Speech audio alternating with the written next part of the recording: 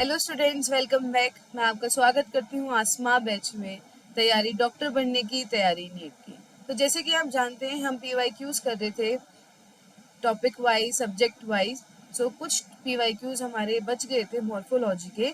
And so today आज हम morphology के कुछ PYQs करने वाले हैं। साथ ही साथ हम PYQs करेंगे आपके इकोलॉजी के। ठीक है, so let's start the PYQs of morphology. ठीक है, सो हमारा क्वेश्चन है रे फ्लोरेट्स हैव। अब रे फ्लोरेट्स के पास कौन सी टाइप की ओवरी होती है, उन्होंने ये क्वेश्चन पूछा है। एंड ये क्वेश्चन आपका आया हुआ है 2020।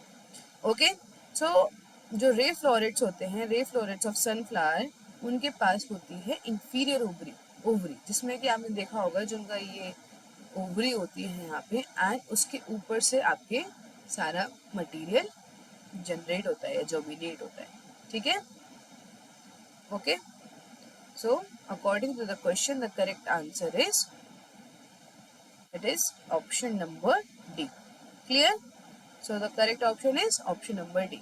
So your next question is the ovary is half inferior in। Half inferior किसमें होती है? अभी हमने सनफ्लावर में पढ़ा, उसमें तो पूरी इंफीरियर होती है। प्लम में पेरिगाइनस होती है। ओके, ब्रिंजल, योर मस्टर्ड और your sunflower. So sun mustard में आपकी किस टाइप की होती है? मस्टर्ड में आपकी होती है हाइपोगाइनस टाइप। ठीक है, सो the correct answer will B plum. Plum में जो होती है आपकी हाफ इंफीरियर होती है।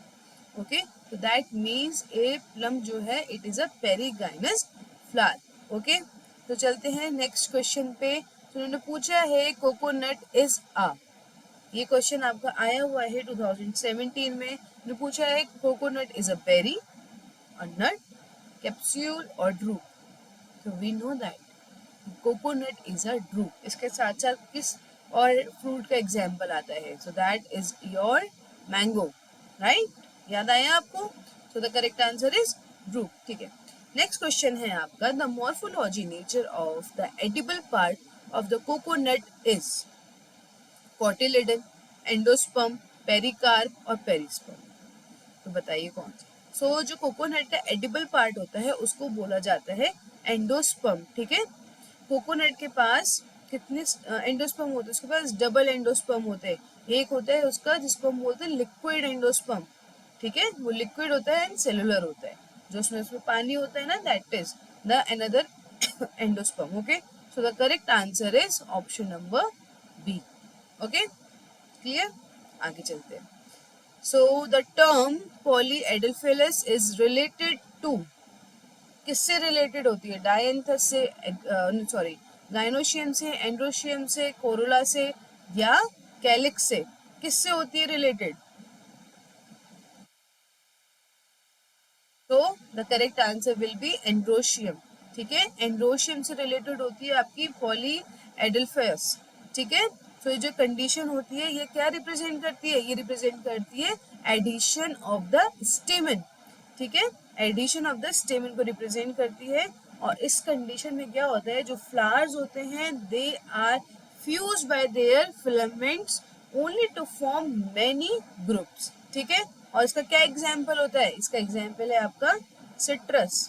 याद आया? ठीक है, इसका एग्जाम्पल है Citrus. Okay, next question. Next question है आपका free central placentation is found in Dianthus, एग्रीमोन, ब्रासिका और सिट्रस। सिट्रस में नहीं होती है, डायंथस या जो फ्री सेंट्रल प्लेसेंटेशन होती है वो आपकी डायंथस में होती है। एंड इसके साथ साथ इसका एक एग्जाम्पल और होता है जिसको बोलते हैं प्रिमोस। Okay, so the correct answer will be Dianthus. Clear हुआ? चलिए आगे चलते हैं। अभी पूछ रहे हैं cotyledon of maize grain, is called. ये क्वेश्चन आपका नीट 2026 वो नीट 2016 में आया हुआ है। ठीक है, इन्होंने पूछा है cotyledon of maize grain is called. The correct answer is scutellum. ठीक है, scutellum. Correct answer is scutellum. Okay, समझ में आया आप सभी के? ये किससे जुड़े हुए होते हैं? ये अटैच होते हैं आपके जो आपका एम्ब्रियोनिक एक्सिस होता है ये उससे जुड़े होते हैं, डाइकोटिलेडनस होते हैं, टू कोटिलेडन। ठीक है, समझ में आया आपके? चलिए नेक्स्ट क्वेश्चन है, tricarpellary syncarpous gynoecium is found in the flower of. तो इन्होंने फैमिलीज के ऑप्शंस दिए हमें, Fabaceae, Poaceae, Liliaceae and Solanaceae. तो ट्राई कार्पिलरी सिनकार्पस गाइनोशियम किस में पाया जाता है? So that is found in your family. It's known as Liliaceae. So the correct answer will be option number C. Okay. Okay. Now अब हम चलते हैं कुछ आपके इकोसिस्टम के क्वेश्चंस पे। So इकोसिस्टम का फर्स्ट क्वेश्चन है, what is incorrect about an ecosystem. Ecosystem के बारे में उन्होंने पूछा है कि कौन सा ऐसा स्टेटमेंट है जो इकोसिस्टम के बारे में इनकरेक्ट है। So the first option is it can vary from a small size pond to a large size sea. ये तो करेक्ट है, ऐसे तो हो सकता है। ठीक है, it may B anthropogenic in origin. हाँ, एंथ्रोपोजेनिक का मतलब होता है मैन मेड, वो भी हो सकता है। या so it may be temporary और परमानेंट। यस, वो टेम्पररी भी हो सकता है, परमानेंट भी हो सकता है। Correct. Option D, it involves a function of the flow of energy but not the recycling of the nutrients. No, that is wrong. First half तो इसका सही है पर सेकंड हाफ इसका रॉन्ग है। सो option D is the correct statement for what, for your ecosystem. ठीक है, अब इन्होंने ये पूछा है कि जो detritivores break down detritus sorry okay into smaller particles, तो उस प्रोसेस को क्या बोला जाता है? ये क्वेश्चन आपका आया हुआ है 2022 में। ठीक है, सो जो डेट्रीवोरस होते हैं वो ब्रेक डाउन करते हैं आपके डेट्रस को in the small small particles. सो ये जो प्रोसेस है, ये प्रोसेस किससे रिलेटेड होता है? ठीक है, सो ये जो प्रोसेस है, इस प्रोसेस को क्या बोला जाता है? इस प्रोसेस को बोला जाता है fragmentation. Okay, so option A is the correct answer. Fragmentation is the correct answer. Okay. So in the equation GPP minus R equals to NPP, उसमें पूछा है कि जो R है वो किस चीज को रिप्रेजेंट करता है। अब GPP किसको रिप्रेजेंट करता है? ग्रॉस प्राइमरी प्रोडक्शन को। NPP किसको करता है? नेट प्राइमरी प्रोडक्शन को। R किसको करता है? Environmental factor? No. Radiant energy? No. Retardation factor? No. It represents respiration losses. Okay, respiration के दौरान कितना लॉस हो रहा है उसको रिप्रेजेंट करता है R. So the correct answer will be option. अब नेक्स्ट क्वेश्चन आता है, in relation to gross primary productivity and net primary productivity of ecosystem which one of the following statement is correct. अब इन्होंने सही statement पूछा है, ये सही स्टेटमेंट क्या है? सो फर्स्ट स्टेटमेंट है, gross primary productivity and net primary productivity are one and same. Okay, but they are not. तो ये तो क्लियरली पता है, तो they are not same. Okay, so they are not same. Okay, second statement उन्होंने बोला है, there is no relationship between gross primary productivity and net primary productivity। क्या ऐसा है कि gross primary productivity में और net primary productivity में कोई relation नहीं है? क्यों नहीं है? है, relation तो है। ठीक है, थर्ड ऑप्शन है इसका, gross primary productivity is always less than net primary productivity। हमेशा ऐसी होगा? Maybe not. So it is also incorrect. ठीक है, D, gross primary productivity is always more than net primary productivity। Yeah, it is correct.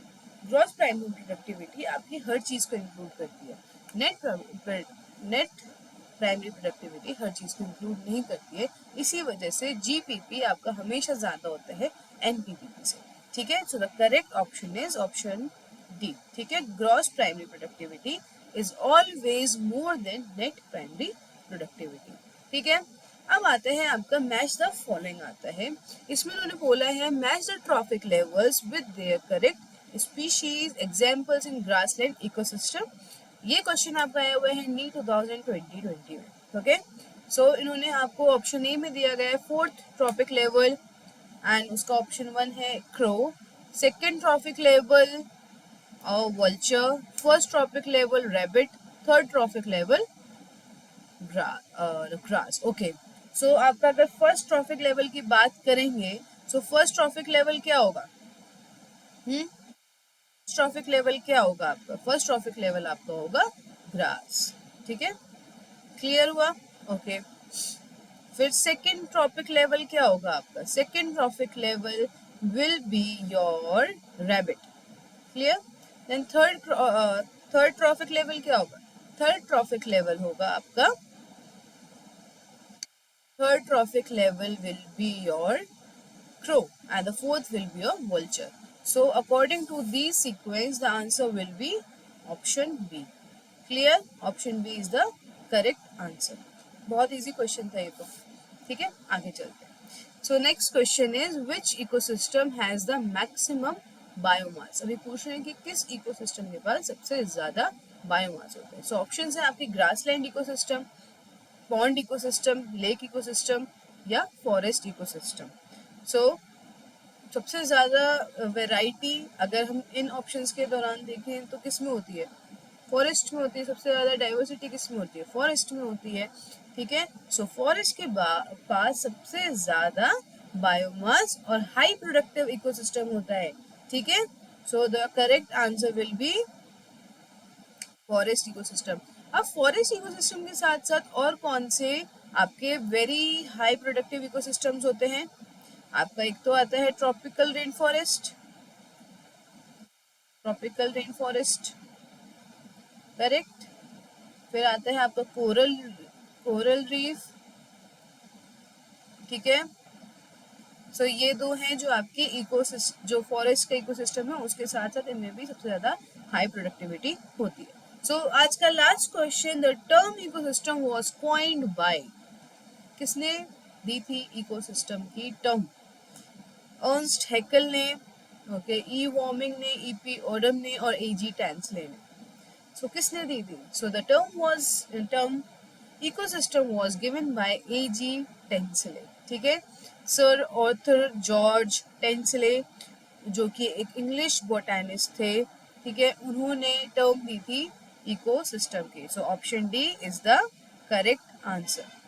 So that's all for today, students. I hope you enjoyed this session and I am expecting कि आपने सारे questions अच्छे से solve किए होंगे. Okay? Thank you so much. मिलते हैं next class में.